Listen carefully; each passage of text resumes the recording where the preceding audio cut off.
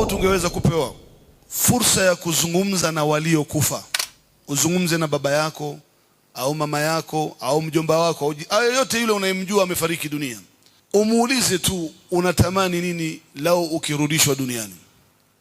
Wallahi, kama ni ahlamu alikuwa nazo, ndoto zake duniani za kujenga majumba au kuoa au kukithirisha mali au kuzaa watoto au jambo lolote lile katika matamanio yake, hakuna hata mmoja baada ya kuona hali ilivyokuwa ngumu kaburini ambayo inamfanya mtu kutafuta hasanat, hakuna hata mmoja wallahi nawaambia atawaambia anatamani kurudi katika ulimwengu huu ili akamilishe ndoto yake ya kujenga nyumba au ya kuongezwa cheo kama ni kazi au kuoa. La, wallah, atatamani afunge siku moja katika mwezi huu mtukufu Ramadhani.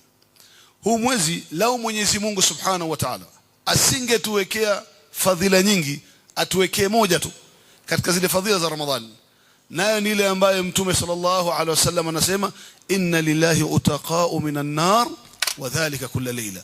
Hakika katika mwezi wa Ramadhani, kila usiku wa Ramadhani, Mwenyezi Mungu anawaokoa watu na moto wa Jahannam, wa dhalika kulla layla, siku 30.